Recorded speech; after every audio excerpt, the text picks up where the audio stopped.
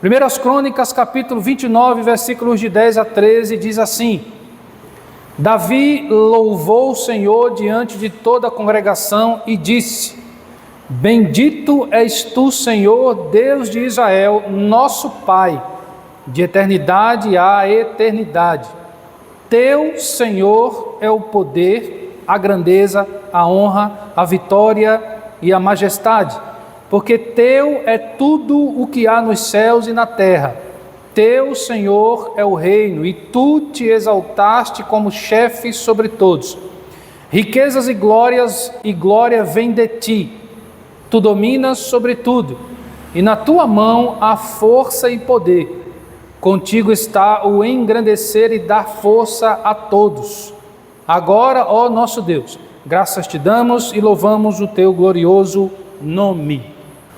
Graças a Deus por essa palavra. Vamos orar mais uma vez, só que nesta oração vamos pedir exclusivamente que o Senhor fale conosco, através desse texto que nós acabamos de ler. Deus querido e amado, graças te damos mais uma vez por estarmos aqui na tua casa nessa noite. Acabamos de ler uma porção da tua palavra e rogamos a ti, Senhor, para que fales conosco, através desse texto, de maneira clara, simples e objetiva, para que todos nós aqui nessa noite, sem exceção, entendamos claramente o que o Senhor deseja falar conosco. Ó Deus, aguce os nossos ouvidos, o nosso entendimento, para que compreendamos perfeitamente o que o Senhor quer falar conosco. Nós te pedimos em nome de Jesus. Amém. Essa parte da palavra de Deus que nós acabamos de ler em Primeiras Crônicas faz parte de um livro dividido em 2 volumes, 1º e 2º Crônicas, que foi escrito por Esdras. Esdras, que também tem um livro com o seu nome, era sacerdote e escriba. Escriba é aquele que escreve, tá bom? Então ele escreveu os 2 livros das crônicas, que na verdade é um só, dividido em 2 volumes, e ele escreve as crônicas especificamente para o povo de Deus, Israel. Então depois que Israel sai ou é liberto do cativeiro babilônico, mais ou menos 400 anos antes de Cristo, mais ou menos esse tempo, então eles recebem este livro das crônicas, escrito por Esdras, para que possam voltar à firmeza, à identidade de povo de Deus. Eles passaram um bom tempo cativo na Babilônia, por isso muitos perderam a identidade. Eu vou usar o termo cristã, tá? Mesmo que esse termo só apareça no Novo Testamento, mas para que os irmãos entendam de maneira mais fácil. Então eles perderam um pouco as características cristãs, e uma forma de recuperarem essas características, essa identidade, Esdras escreve então os livros das crônicas para que eles possam voltar a identidade de Deus, a identidade cristã. Qual é o assunto, ou quais os assuntos que Esdras está tratando nos livros das crônicas, endereçado a Israel? Primeiro, Esdras está narrando a preparação de Davi antes de construir o templo. Então ele vai contar como foi que Davi se preparou e preparou o povo para dar parte das suas economias com o objetivo de construir o templo. Outra coisa, Esdras está narrando com isso a providência divina sobre todas as coisas. Então Esdras vai mostrar que quando Deus, através de Davi, usou o povo para construir o templo, Esdras também mostra que Deus prova que Ele é aquele que providencia, que provê todas as coisas. Então estes são os assuntos. Nesse texto que nós lemos, no capítulo 29, do versículo 10 ao versículo 13, trata-se de uma oração de Davi que aconteceu no momento de maior generosidade da história de Israel. Então, quando você pega toda a história de Israel, o momento em que o povo é mais generoso é este: quando o povo doa parte dos seus bens para a construção do templo naquele tempo. Isso me leva automaticamente a observar, por exemplo, como este templo aqui foi construído. Então, alguns de vocês que estão aqui, com certeza, estavam naquele dia.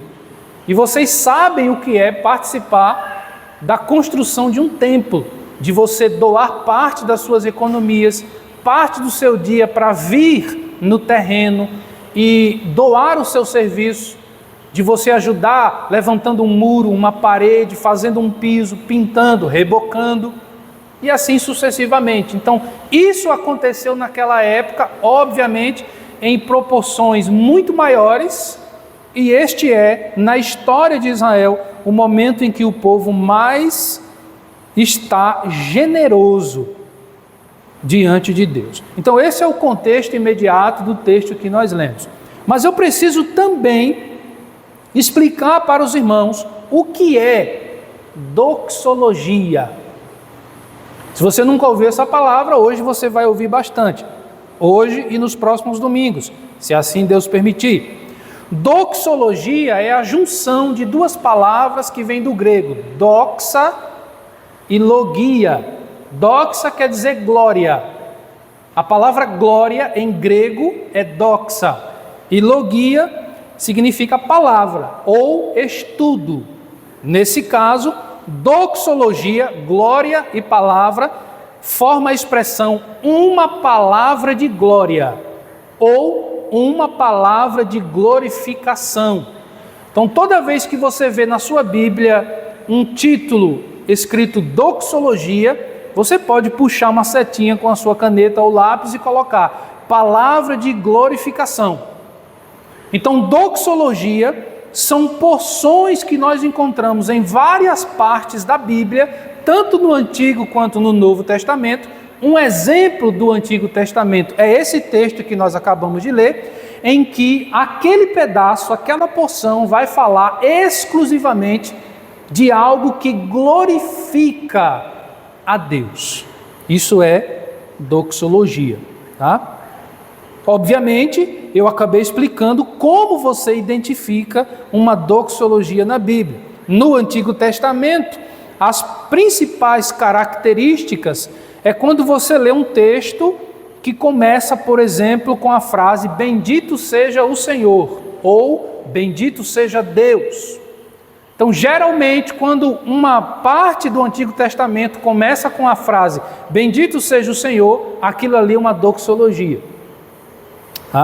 Ou quando você lê uma passagem que tem a expressão para todo o sempre, ou de eternidade a eternidade, como nós lemos em 1 Crônicas 29.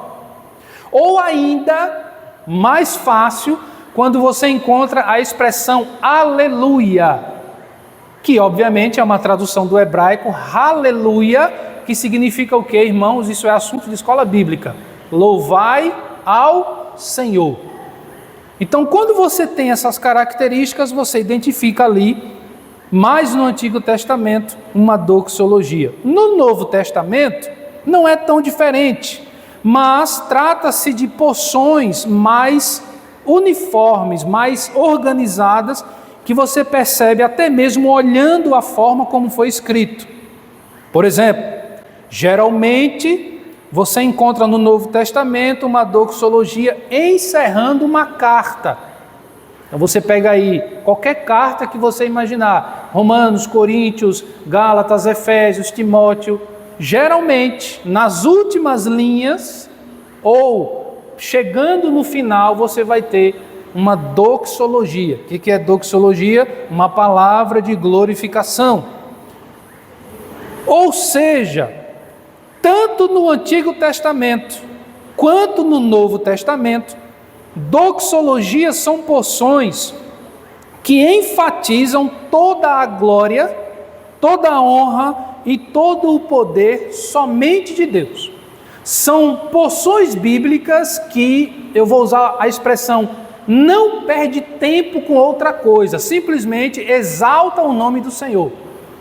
Por exemplo, se você pegar um texto do Novo Testamento em que Jesus cura um cego de nascença, você vai ter ali no relato um homem que é cego de nascença, você vai ter ali os discípulos, você vai ter ali o povo.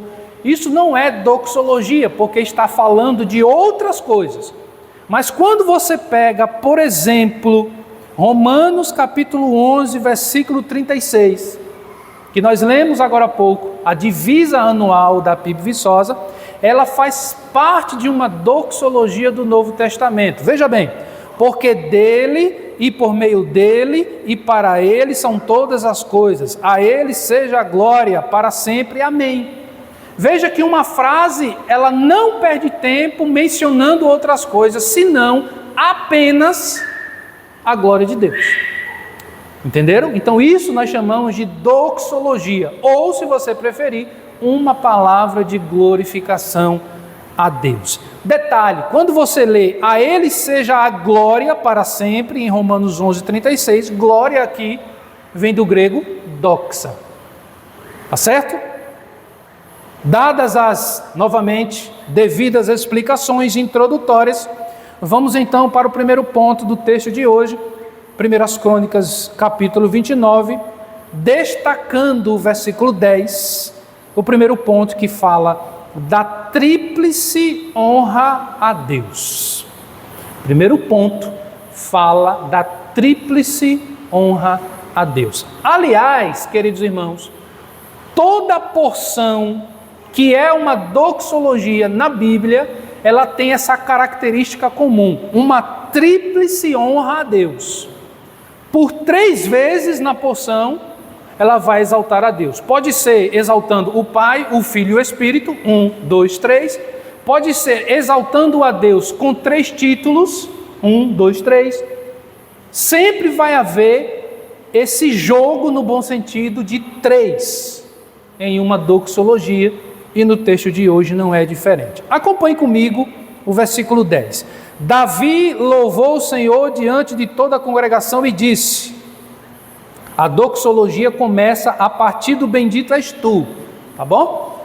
O que Davi disse louvando a Deus? Bendito és tu, olhem para cá, Senhor, Deus de Israel, nosso Pai, tá vendo? 1, 2, 3. Bendito és tu, Senhor, Senhor, Deus de Israel e nosso Pai, de eternidade a eternidade. Então, a tríplice honra a Deus está presente em toda e qualquer doxologia. Se nós estivéssemos exposto domingo passado, Judas 1, 24, 25, nós começaríamos com esse mesmo ponto. A tríplice honra a Deus, você pode conferir depois, você vai ver lá 3 menções da grandeza de Deus no versículo 24 de Judas. Mas, voltando aqui para 1 Crônicas 29 e 10, vamos falar dessa primeira honra, que é o nome Senhor. Este nome Senhor, no versículo 10, nós comumente dizemos que é o nome indecifrável de Deus. Você não consegue decifrar, vamos dizer assim, o nome de Deus, Senhor. Não há como explicar totalmente esse nome. No Antigo Testamento, nós chamamos esse nome de tetragrama, ou seja, 4 letras, porque o texto foi escrito em hebraico. E para quem não sabe, o hebraico é uma língua que não tem vogais. Agora eu faço uma pergunta para você. Tire as vogais do português. Comece pelo seu nome. Como ficaria o seu nome sem as vogais? Confuso, não é? Faria sentido? Não. Por quê? Porque nós nos acostumamos com as vogais. Por exemplo, Jesus, tire as vogais, E e U, sobra o quê? JSS. Faz sentido? Não. Porque nos acostumamos com a necessidade de vogais. Mas o hebraico é uma língua que não tem vogais. E quando você lê o Antigo Testamento e encontra a palavra Senhor, observe na sua Bíblia, provavelmente na sua Bíblia a palavra Senhor deve estar ou toda maiúscula ou com alguma fonte diferente, ela tem algum tipo de destaque. Se não tiver nenhum, provavelmente não é uma boa versão. Já é uma dica. Mas é bem provável que Senhor deve estar escrito com letras maiores. Por quê? Porque Senhor, em hebraico, é uma palavra intraduzível, indecifrável. São 4 letras que para o português ficaria um Y, um H, um W e um H. Como é que você leria isso? YHWH. Faz sentido? Não. Por isso que o nome do Senhor é indecifrável. Agora, na tentativa de dar sentido ao nome de Deus, com o passar dos séculos, os estudiosos acrescentaram 3 vogais a essas 4 letras. O E, o O e o A. E formando ali, em hebraico, o que seria algo parecido com Iehova.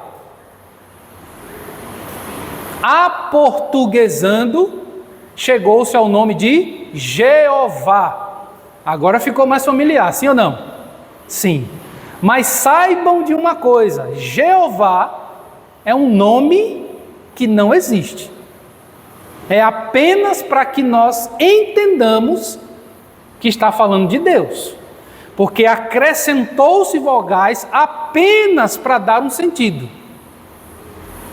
Mais séculos se passaram e os estudiosos então observaram o 3º mandamento. Quem lembra qual é o 3º mandamento? Êxodo 20, versículo 7. Quem lembra? Agora eu vou pedir a participação de vocês. Cadê os professores e os alunos mais aplicados? Quem lembra? Não tomarás o nome do Senhor teu Deus em vão. Ou seja, séculos se passaram e outros estudiosos lembraram deste 3º mandamento. Só lembrando, tá? 3º mandamento não é o versículo 3, é o 3º mandamento. E ao lembrarem desse mandamento, o que eles fizeram? Para que nós não falemos um nome que não existe. Você já viu o nome Jeová na sua Bíblia? Não tem. Tem o quê? Senhor. Então eles substituíram as 4 letras pelo nome Adonai, que em hebraico significa Senhor. Por isso que você vê na sua Bíblia Senhor em maiúsculo. Às vezes o S maiúsculo e do E para frente um pouco menor, mas também em maiúsculo. Dito isso, queridos, por que é importante nós percebermos esses detalhes? Para que nós entendamos que não se fala, não se invoca, não se louva o nome do Senhor em vão ou de qualquer jeito. E Davi nos ensina isso na parte em que Esdras relata no versículo 10 do texto que lemos, tá bom? Muito bem, o tetragrama, essas 4 letrinhas, está ligado ao verbo ser. Todas as vezes que você encontrar o nome Senhor, principalmente no Antigo Testamento, você vai lembrar que são as 4 letras intraduzíveis, mas que para facilitar a nossa leitura, substituiu-se por Adonai, que quer dizer Senhor. Toda vez que você encontrar Senhor no Antigo Testamento, ali está dizendo que Deus é, porque relaciona-se, o nome de Deus relaciona com quem Ele é, com o verbo ser. O melhor exemplo para entendermos isso está escrito em Êxodo, capítulo 3, versículos 14 e 15, quando Deus conversa diretamente com Moisés e diz assim: eu sou o que sou. Ele continua, disse mais: assim você dirá aos filhos de Israel, eu sou, me enviou a vocês. Por que Deus está dizendo isso para Moisés? Porque Moisés, por ter sido chamado por Deus para libertar o povo, Moisés então fica em dúvida. Mas Senhor, o que eu vou dizer a Faraó quando eu chegar lá? Aí Deus diz, diga para ele que eu sou. Entende? Versículo 15, ele diz assim, Deus disse ainda mais a Moisés, assim você dirá aos filhos de Israel, o Senhor, ou seja, aquele que é, certo? Sempre ligado ao verbo ser. O Senhor, Adonai, o Deus de seus pais, o Deus de Abraão, o Deus de Isaque, o Deus de Jacó, me enviou a vocês. Este é o meu nome eternamente. E assim serei lembrado de geração em geração. Até o fim, ou seja, que não vai chegar nunca, será eterno. Esse é o nome do Senhor. Ele é. Lembram quando Jesus disse, antes de Abraão, eu sou. Por isso, queridos irmãos, essa tríplice honra começa com o nome poderoso de Deus. Amém? Mas Davi também o louva, chamando-o de Deus de Israel. Essa segunda honra, Deus de Israel, ainda no versículo 10, está falando da menção da exclusividade de Deus ao seu povo. Perceba, Deus de Israel. Deus, como diz o próprio texto, Ele é o chefe que está acima de tudo e de todos. Como Senhor, Ele é apenas Deus de um povo. Na linguagem de Davi, o Deus de Israel. Desde o Antigo Testamento, Deus sempre deixou claro sua graça especial somente para o seu povo. Deus abençoa todo mundo, certo? Todas as pessoas são abençoadas por Deus de maneira comum. Todos respiram, todos plantam e colhem o que plantaram, todos desfrutam da chuva, do sol. Todo mundo é abençoado por Deus. Mas de forma especial, somente o povo de Deus. E isso está escrito desde o Antigo Testamento. Alguns exemplos eu vou citar aqui. Exemplo 1. Deuteronômio capítulo 7, versículo 6. Deus diz assim, porque vocês são um povo santo para o Senhor seu Deus. O Senhor seu Deus os escolheu para que de todos os povos que há sobre a terra, vocês fossem seu povo próprio. Percebem? O Salmo de número 147, versículos 19 e 20, está escrito assim, anuncia a sua palavra a Jacó, as suas leis e os seus preceitos a Israel. Não fez assim com nenhuma outra nação. Todas ignoram os seus preceitos. Aí finaliza com o famoso aleluia, ou louvai ao Senhor. Amós, capítulo 3, versículo 2. De todas as famílias da terra, somente a vocês eu escolhi. Portanto, eu os punirei por todas as suas iniquidades. E um versículo forte, né? Primeiro ele destaca, de todas as famílias, vocês foi quem eu escolhi. E vocês eu vou punir. Punir aqui não é tirar a salvação, é corrigir, é disciplinar. E a gente já aprendeu aqui várias vezes que Deus disciplina, corrige a quem Ele ama. E quem Ele ama? O seu povo. Tá certo? No Novo Testamento não é diferente. Exemplo, quando Paulo escreve a Tito, capítulo 2, versículo 14, Paulo diz assim, Ele deu a si mesmo por nós. Quem? Jesus, né? Jesus deu a si mesmo por nós, a fim de nos remir de toda iniquidade e purificar para si mesmo um povo exclusivamente seu, dedicado à prática de boas obras. Paulo está explicando para Tito que Jesus morreu para o seu povo. Isso é muito importante. Em outra carta aos Efésios, capítulo 1, versículos 22 e 23, Paulo diz assim, E sujeitou quem? Deus, né? E sujeitou todas as coisas debaixo dos pés de Cristo. E para ser o cabeça sobre todas as coisas, o deu à igreja. E igreja no Novo Testamento é o povo de Deus. Não se limita mais à nação de Israel, e sim à igreja, a qual é seu corpo, a plenitude daquele que a tudo enche em todas as coisas.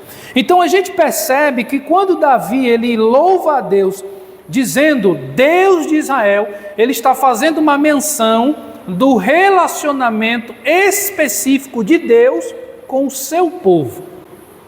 Que no tempo de Davi o povo de Deus é Israel, mas no tempo nosso o povo de Deus se chama igreja.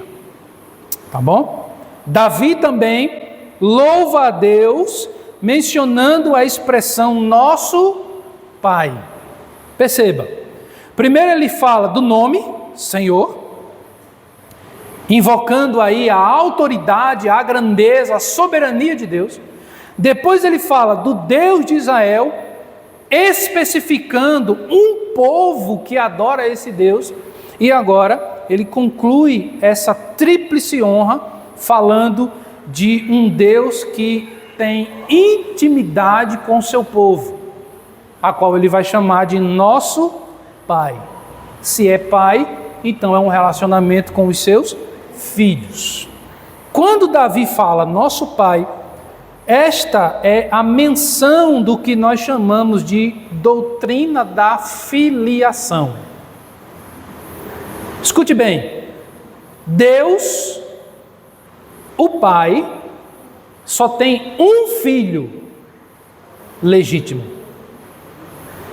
Está escrito em João 3,16, o seu único filho, que é Jesus. Nós, povo de Deus, igreja do Senhor, nos tornamos filhos por adoção. Então nós viemos depois. O único filho de fato é Jesus. Por causa desse filho, nós recebemos essa filiação. Tá? E quando nós entendemos isso, a doutrina da filiação é o tema central das Escrituras. A Escritura evidencia esta obra redentora de um pai em busca dos seus filhos, mediante o unigênito, que é Jesus. A única forma como alguns pecadores, que nós chamamos de eleitos, se tornam filhos de Deus, é através da obra do Pai. Exemplo, João capítulo 1, versículos 12 e 13. A todos quantos o receberam, deu-lhes o poder de serem feitos filhos de Deus, a saber, aos que creem no seu nome. Preste bem atenção no que o texto está dizendo. Somente tornam-se filhos de Deus aqueles a quem Deus lhes deu o poder de serem feitos, e não de decidirem ser. Eu agora quero ser filho de Deus. Não é assim que funciona. Primeiro, é necessário que tenha Deus lhe dado, seja feito, e não decida ser filho de Deus. Versículo 3, os quais não nasceram do sangue, está vendo? Tem nada a ver com físico, com biologia. Não nasceram do sangue, nem da vontade da carne. Eu quero, não é assim que funciona. Nem da vontade do homem. Então vieram de onde? Da vontade de Deus. Concluindo este primeiro ponto, a base de toda doxologia, como eu disse anteriormente, toda doxologia tem como base essa tríplice honra a Deus. Os textos que nós vamos ver hoje e nos próximos domingos, vocês vão perceber que sempre haverá uma tríplice honra a Deus. Esse é o maior sinal de uma palavra de glória expressada a Deus. Amém, irmãos? O segundo ponto que nós vamos anotar aqui, queridos, versículo 11 do texto que lemos, é o direito de posse do Senhor Deus. Agora Davi vai expressar nesta oração o direito de posse do Senhor Deus. Vamos ler o versículo 11. Davi diz assim: Teu, Senhor, é o poder, a grandeza, a honra, a vitória e a majestade, porque Teu é tudo que há nos céus e na terra. Teu, Senhor, é o reino, e Tu te exaltaste como chefe sobre todos.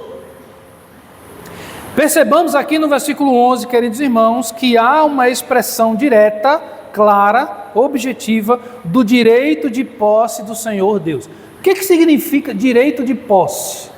Significa que se aquilo lhe pertence, se aquilo é seu, você tem o direito de posse e você faz com aquilo que você quiser, da maneira que você quiser, quando você quiser, se você quiser. Porque é seu. A quem se dá o direito de posse sobre algo? Aquele que criou. Aquele que, no sentido de formar, de dar vida, o fez. Então, se Deus é o Criador de todas as coisas, e é óbvio que Ele é, então Ele tem o direito de fazer com que Ele criou o que Ele quiser. Porque pertence a Ele. O texto é bem claro. Primeiro, Davi exalta o poder, a grandeza, a honra, a vitória, a majestade. E depois ele explica. Por quê? Porque Teu é tudo que há nos céus e na terra. Quando nós lemos no finalzinho do versículo 11, eu não sei como é que está na sua versão, mas se estiver igual à minha, você vai ler assim: E Tu te exaltaste como chefe sobre todos. Chefe, aqui, no texto hebraico, significa aquele que é o cabeça, aquele que está no topo, no cume, aquele que é superior, aquele que é total. Ou seja, não lhe falta nada. Por isso que nós estamos falando de uma palavra de glorificação. Porque estamos diante de textos que glorificam a Deus pelo que Ele é. Lembre-se, o nome de Deus está relacionado ao verbo ser. Entendeu? Então, sabendo que chefe aqui significa cabeça, ora, Colossenses 1, 17 e 18. Talvez o melhor texto para nos explicar sobre isso. O que está escrito em Colossenses 1, 17 e 18? Ele é antes de todas as coisas. No caso aqui falando de Jesus, mas Jesus é Deus. Nele tudo subsiste, ou seja, tudo só existe porque antes existe Deus. Versículo 18. Ele é a cabeça do corpo, está vendo? A forma como Paulo, escrevendo aos Colossenses, encontra para explicar a soberania de Deus, nesse caso, na pessoa de Jesus Cristo, é falar do corpo humano. Ele está dizendo que, olhando para o corpo humano, a parte que comanda, a parte que pensa, a parte que recebe todas as informações de todo o corpo, não é a mão, não é o pé, não é o joelho, não é a cabeça. A cabeça no sentido de aquele que lidera, aquele que manda, aquele que dá ordens. Ele diz, ele é a cabeça do corpo. E o corpo é a igreja. Então veja que coisa interessante, né? A ilustração que Paulo dá. Ele continua, ele é o princípio, o primogênito dentre os mortos, para ter a primazia entre todas as coisas. Então, Paulo ajuda-nos a entender o que Davi cantou naquele dia, orou naquele dia, quando ele disse que o Senhor exaltou a ele mesmo, sendo o chefe sobre todos, o cabeça, aquele que é total, completo, que não precisa de nada, que não precisa de ninguém. Além disso, quando fazemos a pergunta a quem se dá o direito de posse sobre algo, nós damos esse direito àquele que é o Salvador dos eleitos e aquele que é o chefe sobre todos. Prestem bem atenção. Deus, na linguagem de Davi, ele está acima de todos. Todos aqui é todos sem exceção. O cristão, o católico, o macumbeiro, o homossexual, o assassino, o mentiroso, o homem, a mulher, é acima de todos. Deus está acima de todos, do presidente, do governador, do prefeito, do patrão, do empresário, do pastor, do padre. Deus está acima de todos.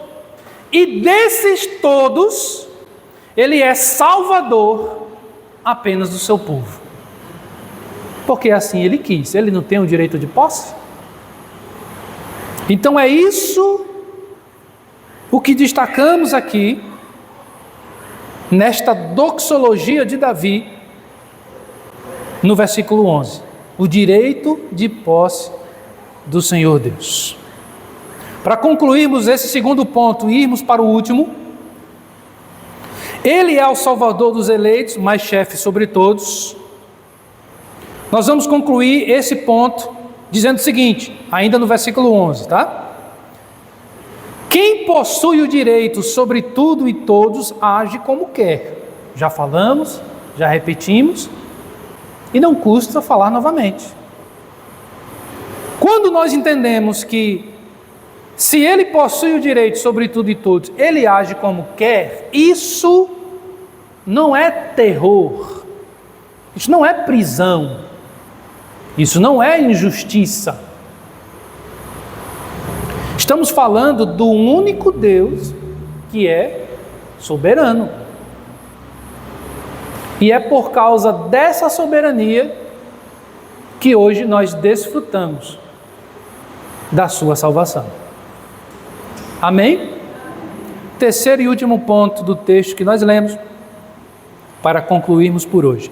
No versículo 13, nós destacamos aqui o terceiro e último ponto. O louvor a Deus pelo que Ele é.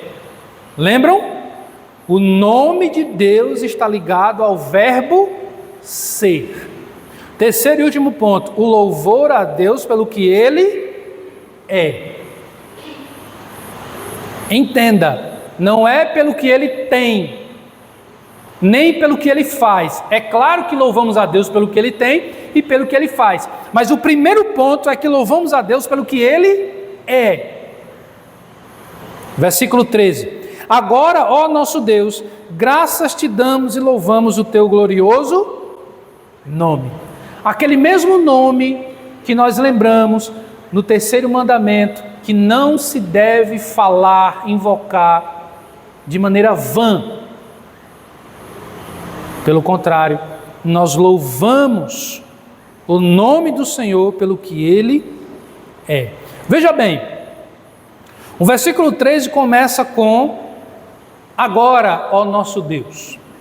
O tempo de louvar a Deus é agora.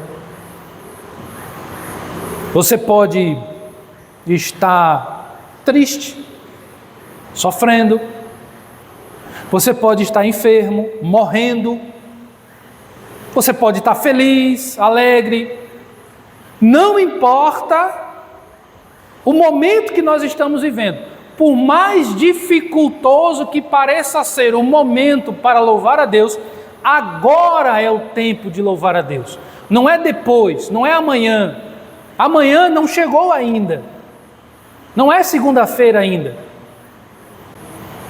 entende? Então quando nós lemos, agora, ó Senhor, ó nosso Deus, graças te damos, é porque agora é o tempo de louvar a Deus. E louvamos a Deus pelo seu glorioso nome. Aí eu trago os pontos que falamos. Primeiro, pelo que Ele é. O que Ele é? Salvador. Ele é Pai. Ele é criador de todas as coisas. Mas o que foi que ele fez? Criou todas as coisas, me salvou, perdoou os meus pecados. Olha aí o que ele fez. Pode ser que na sua situação, esse Deus pode ser aquele que curou a sua enfermidade, que salvou a sua família. Pode ser o Deus que resolveu aquela questão. São pontos que vêm depois, mas que antes nós louvamos a Deus pelo que Ele é. Porque quando nós louvamos a Deus, acima de tudo, acima de todos, pelo que Ele é, se Ele faz ou não, nós continuamos louvando a Deus pelo que Ele é. Entendem? Aqui no versículo 13, o nome do Senhor, que nós aprendemos que são 4 letras, intraduzível, indecifrável, mas que para facilitar, chegamos ao nome Senhor, que vem do hebraico Adonai.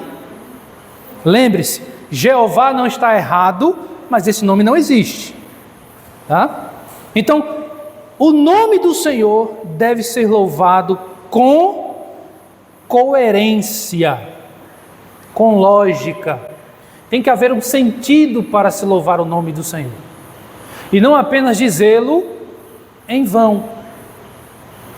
Como nós lembramos, mais uma vez, do terceiro mandamento. No entanto, queridos irmãos, é exatamente o oposto do que muitos de nós fazemos. Quando eu digo nós, eu estou incluso. Por exemplo, existem interjeições de espanto ou tédio, por exemplo, ou medo, que a gente fala sem perceber, mas que é simplesmente chamar o nome de Deus em vão. Meu Deus! Ai, meu Deus! Pelo amor de Deus! São expressões que viraram cultura. Isso não vai tirar a sua salvação, isso não faz você o pior pecador do mundo, não. Mas não tira, biblicamente, a verdade de que nós estamos mencionando o nome de Deus em vão. Não deveríamos fazer isso. O judeu, até hoje, mesmo que ele tenha algumas incoerências teológicas, muitos judeus não acreditam no Messias, mas tem uma coisa que o judeu faz, aliás, várias coisas que os judeus fazem, que nós deveríamos aprender. Uma delas é zelar pelo nome do Senhor. Meu Deus, ai meu Deus, pelo amor de Deus, são expressões que se tornaram cultura, costume. As pessoas falam sem perceber. Nós falamos sem perceber. Muitas vezes, não precisa ser crente para utilizar essas expressões. Até mesmo os ateus, vez ou outra, deixam escapar essas expressões. Ai meu Deus. Depois ele, eita, mas eu não creio em Deus. Mas existem outras situações que podem ser grandes problemas quando nós mencionamos o nome de Deus em vão. Vamos começar por um exemplo que não é de todo um erro e que vai tirar uma pedrinha da sua coroa quando você estiver com Jesus. Não. Mas que você deve prestar mais atenção se for este o seu caso. Por exemplo, quando nós oramos no piloto automático, significa isso. Senhor, nós te pedimos, Senhor, porque o Senhor é o Senhor. O que eu falei? Nada. Eu só mencionei o nome de Deus em vão. O grande problema começa quando nós prometemos e juramos de maneira infantil, utilizando o nome do Senhor. Juro por Deus que eu não fiz isso. Isso não é um juramento correto. E a Bíblia fala sobre isso. Se eu estiver mentindo, que Deus me castigue. Isso não se diz. Porque se você estiver mentindo, você vai ser castigado, não se preocupe. Mas, problemático ainda, é quando aquele que se diz povo de Deus, por exemplo, usam expressões como Deus me disse. Tu é Moisés? Elias? Eliseu? Pedro? João? Paulo? Então como foi que Deus te disse? Aí começam os grandes problemas. Quando nós utilizamos expressões assim, geralmente são tentativas de dar uma autoridade às nossas próprias palavras. Deus me disse que. Aí eu quero dar uma ênfase naquilo que eu estou falando, dizendo que foi Deus que disse, mas não foi.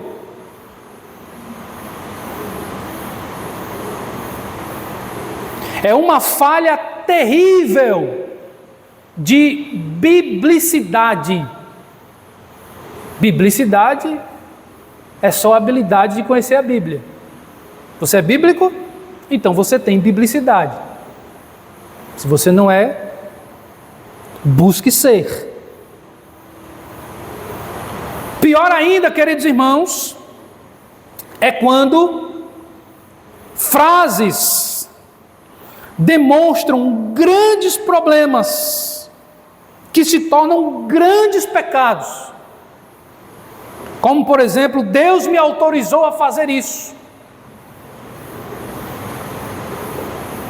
Você é algum profeta veterotestamentário? Algum apóstolo neotestamentário? Tenho certeza que não, porque isso não existe mais. Então Deus te autorizou o quê? Está viajando. Deus mandou te dizer. Você não precisa dizer, Deus mandou te dizer. Você precisa fazer o seguinte, está escrito no texto tal, assim, assim e assim. Por isso, queridos irmãos, esta primeira doxologia, que deveria ser a segunda, nós concluímos afirmando que o louvor a Deus acontece pelo que Ele é, e não por sentimentos, emoções, imaginações, mencionando o nome de Deus em vão. Não é assim que funciona. Então Davi nos ensina isso nesta palavra de glorificação a Deus. Eu vou finalizar aqui lendo novamente o terceiro mandamento, para que fique fixo na mente dos irmãos, para nós concluirmos por hoje. Êxodo capítulo 20, versículo 7. Não tome o nome do Senhor Deus em vão, porque o Senhor não terá por inocente o que tomar o seu nome em vão. Então este aviso, esta ordem, deixa bem claro que não se invoca o nome do Senhor em vão.